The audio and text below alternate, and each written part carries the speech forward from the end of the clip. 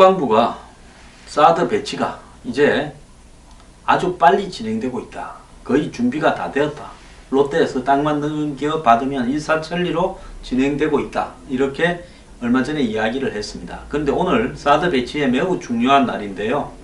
롯데그룹이 지금 이사회를 갖다 오늘 열어서 사드 배치 문제와 관련된 성주 골프장 제공에 대한 최종 결론을 내리는 날로 이렇게 지금 예상이 되고 있습니다. 그런데 오늘 대치동 롯데 상사 앞에요. 사드 반대 이 기자회견이 지금 열리고 떼거지로 몰려와서 사드 철회를 요구하는 이 구호를 갖다가 외치고 있습니다. 자, 여기에 참가한 사람들은요, 김천 주민 상경 기자회견인데 여기에 또 이상한 단체 사람들도 좀 이렇게 개입되어 있습니다. 성주 김천 원불교 대책위와 사드 저지 전국 행동이라는, 저는 이 단체가 정말로 친북적인 속성이 있는 단체라고 생각을 합니다. 이런 단체까지 지금 개입되어서 이렇게 하고 있는데요. 자, 한국은 군은 지금 오늘 롯데 이사회를 결과를 본 다음에 후속 조치를 추진하겠다라고 이야기를 하고 있습니다.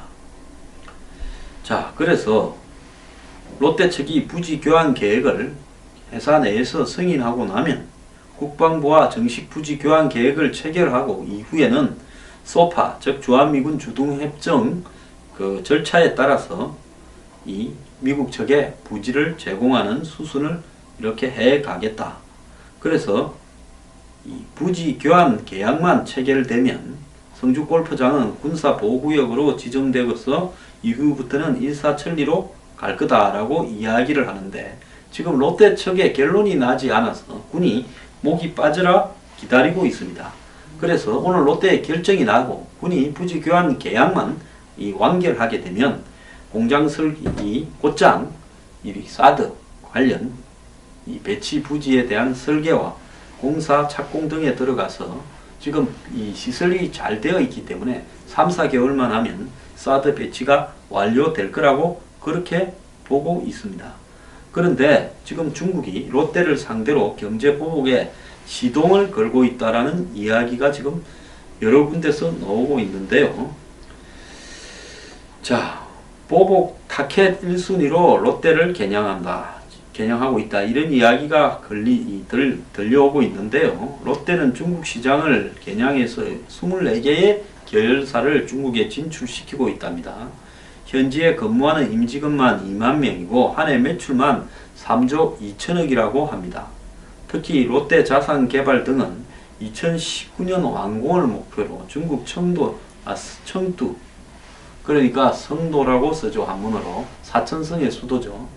이 청두에 57만 평방미터 규모의 복합상업단지 롯데월드 청두를 짓고 있고, 선양에는 롯데월드 선양이라는 테마파크를 이렇게 공사하고 있고, 또 쇼핑몰, 호텔, 아파트 등을 모아서 롯데타운을 그 선양에 같이 지으려고 하고 있다는 겁니다. 이런 계획들이 올스톱 될 수 있다. 여기에 여론이 악화될 경우 롯데 매출이 또 타격을 받을 수 있다. 특히 3월 15일이 중국의 소비자의 날이라는데요. 이 소비자의 날에는 중국의 언론이나 소비자 단체, 중국에 제대로 된 언론이나 소비자 단체가 있는지도 의문입니다. 관변 단체지요. 어쨌든 이런 데에서 소비자 문제와 관련해서 주로 이제 이슈화 시키는 그런 날인데 집중 포화를 맞을 가능성이 있다. 특히 중국에 진출한 글로벌 다국적 기업 사이에서는 저승사자로 불리는 CCTV의 중국 관영 방송이죠. 소비자 고발 프로 등이 직접 나서서 공격을 할 수 있다는 겁니다. 중국은 교묘한 비관세 장벽으로 관영 TV에 소비자 고발 프로를 내세워가 자신들이 손을 좀 보고 싶은 외국의 업체들에 대해서 조지는 이런 방송을 지금 하고 있는데, 주로 해외 브랜드들이 주 타켓이 되어서 박살이 난다는 겁니다.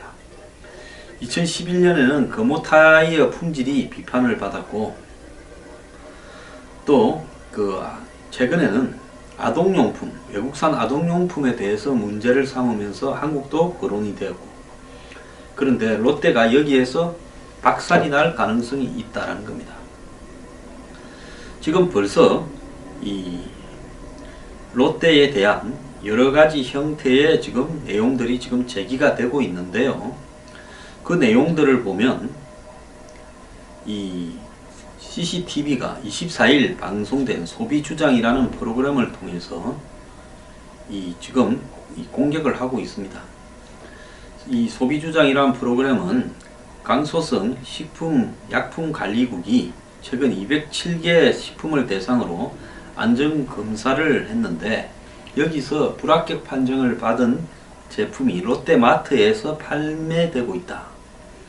그래서 이 판매되는 그 품목의 중에 이 블랙리스트에 올라온 것이 있다라고 이야기를 했습니다.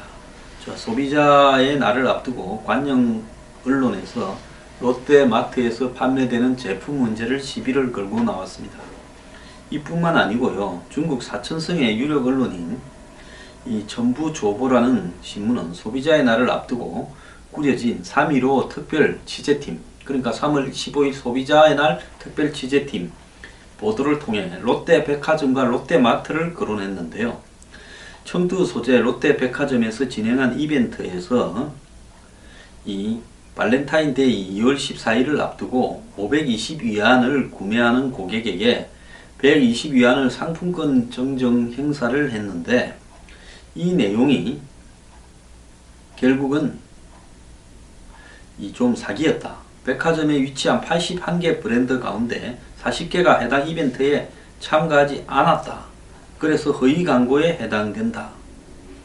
이러면서 충동 소비를 갖다가 부추기고 있다. 이렇게 했고요.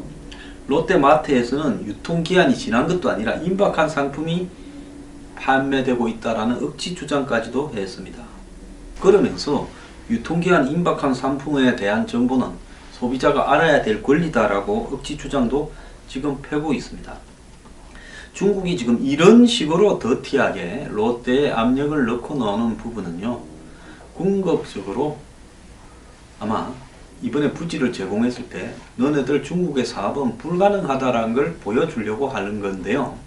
한국 정부가 중국에서 수입되어 오는 모든 제품에 대해서 마찬가지 조치를 저는 즉각 착수할 것을 이야기를 합니다. 황교안 대행은요, 왜 이렇게 본인이 지금 상당히 대통령 후보로도 거론되면서 본인의 권위를 즐기고자 하면서요, 해야 될 일에 대해서는 안 합니까? 촛불이든 더 나아가서 태극기든 이 집회에서 벌어지고 있는 모든 탈법 행위에 대해서 엄격하게 처벌하라고 지시를 할 필요가 있고요. 더 나아가서 이 황교안 대행이 제가 지난 주말 프로에서 이야기했듯이 국정교과서와 관련해서 교육부총리에게 이 부분을 원래 하기로 했던 대로 하라고 밀어붙여야 될 저는 책임이 있다고 봅니다. 적어도 황 대행이 보수층의 지지를 받고 있는 대선 후보로서 뭔가 뜻을 가지고 있다면, 나아가서 안정적인 국정 운영을 해가려고 하는 대행이 맞다면 정권의 박 대통령의 잘못은 잘못이고 나머지 박 대통령 정부에서 하던 일들은 그대로 추진할 의무가 있다는 겁니다.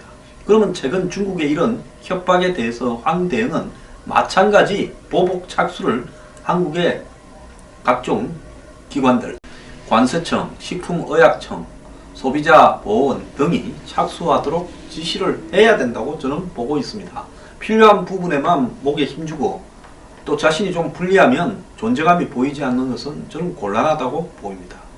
중국의 협박에 언제까지 한국이 이렇게 굴복할 겁니까? 외교부가 지난 17일 독일 본에서 한일 외교장관 회담을 가지기 전에 일부 지방 지자체들에게 특히 부산 동구청 등에 이 소녀상을 좀 이전을 시켜라고 공문을 보냈다고 시끄럽습니다. 외교부는 지난 14일 부산시와 부산 동구청, 부산시의회에 공문을 보내서 부산에 있는 일본 총영사관 앞에 설치된 소녀상 위치가 국제 관행이나 예의에서 바람직하지 못하다. 그래서 적절한 장소로 옮기는 공문을 좀 옮겼으면 하는 공문을 보냈습니다. 자, 그리고 이 외교부는 부산시 의회가 추진하는 위안부 피해자 지원 조례에 대해서도 취지 자체는 이견이 없으나 추진 심의 과정에서 일본 공간 앞 소녀상 설치는 부적절하다는 입장을 이렇게 보냈는데요. 자, 이 시점이 독일 본에서 한일 외교장관 회담 앞서서 3일 전에 보냈다 해서 시끄러운데요. 보낼 수 있지. 그게 뭔 문제입니까? 내일 모레가 3일절입니다. 저도 이 일제하에서의 만행이나 일본의 어떤 대한민국에 대한 침략 그리고 했던 일에 대해서는 역사적으로 잊지 말고 가야 된다라고 보는 사람 중에 한 명입니다. 자, 그렇지만은 한일 간의 관계가 있고 언제까지요? 위안부나 소녀상 때문에 한일 간의 관계를 모든 것을 충돌해서 이렇게 갈 수는 없습니다. 한일 간의 관계가 과거보다도 미래지향적으로 지금 시급한 현안들이 너무 많이 있습니다. 중국과의 관계에서는 중국의 경제적이거나 관광객 또 문화 교류, 한류 등에 대한 압박 때문에 중국의 입장을 고려해서 사드 철회를 해야 된다라고 주장하는 사람들이 한일 관계에 대해서는 한일 관계는 경제적인 서로 이해가 없고 교류가 없으며 문화 교류가 없으며 한류 수출이 없습니까? 지금 한일 관계에서 과거와 같은 한류 중국에 지금 한국의 K-팝인이 한류를 수입하기 이전에 일본에 한 10년 전부터 그런 움직임이 먼저 일었지 않습니까? 지금 냉정하게 식어가고 있고요. 그 다음에 더 나아가서 일본 관광객들도 많이 오지 않습니다.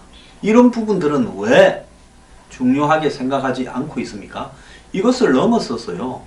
일본은 지금 중국과 북한을 견제하는 부분에서 우리가 서로 필요한 군사 정보를 공유해야 될 이런 현안 관계에 있는 군사 외교 안보적으로 봐서는 동맹 국가입니다.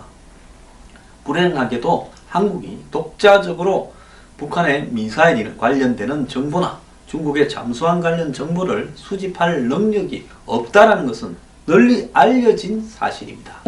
이런 상황에서 언제까지 위안부 문제를 한일 간의 이 동맹적 차원의 서로 협조적인 문제를 무산시키는 도구로 삼아서 지속적으로 시비를 걸 것인가?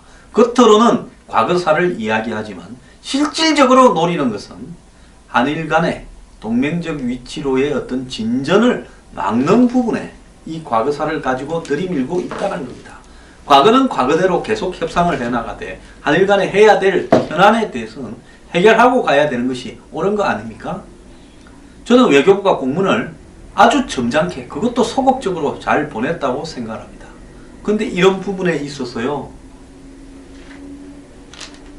지금 대부분의 언론들이 위안부 문제만 나오면 맹목적으로 편을 들면서 그런 문제를 현실적 관점에서 이해하자라는 것을 공격합니다.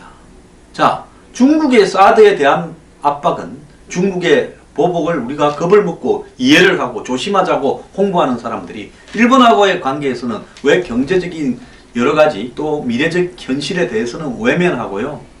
무조건 공격지향적으로만 갑니까? 중국하고는 우리가 가장 최근에 전쟁을 직접 한 나라입니다. 일본하고의 과거사만 있고 중국하고의 과거사는 없습니까? 불가요. 우리가 20몇 년 전만 하더라도 중국을 중공이라고 부르면서 적대국으로 간주했던 나라입니다. 왜 우리는 그걸 깡그리 잊어버리고요. 중국은 마치 우리의 우방인 것처럼 하면서 신경을 써야 될, 항상 비위를 맞춰야 될 대상으로 생각을 하고 일본은 끝까지 과거사를 가지고 갉아야 될 대상으로만 생각을 합니까? 제가 이런 이야기 하면요. 욕먹는 거 알고 있습니다. 제가 뭐 욕먹는 게 두려워서 탄핵사 때도 지금과 같은 포지션 유지하는 거 아니겠습니까? 제가 그거 몰라서 이러겠습니까? 해야 될 이야기는 해야 되고요. 지식인이고 그리고 나름대로 국민에게 뭔가를 전달하고 싶은 사람들은 올바른 이야기를 해야 됩니다. 3.1절을 앞두고 숱하게 또 과거사를 자극하는 보도들을 해대고 있습니다. 자, 중국에 대해서는 왜 과거사에 대해서 이야기하지 않습니까? 중국이 북한이 먼저 남침한 전쟁에 끼어들어서 한국을 얼마나 괴롭혔는가. 그리고 지금 중국이 북한을 지원하면서 각종 도발을 자행하게 하는데 후견인으로 스폰서로 역할하고 있다는 것은 왜 보도하지 않습니까? 대한민국이요, 한일 관계를 바라보는 관점은요, 완전히 이중적이고 위선적입니다. 이렇게 해서는요, 정말 나라 제대로 굴러갈 수 없습니다. 반성 좀 합시다.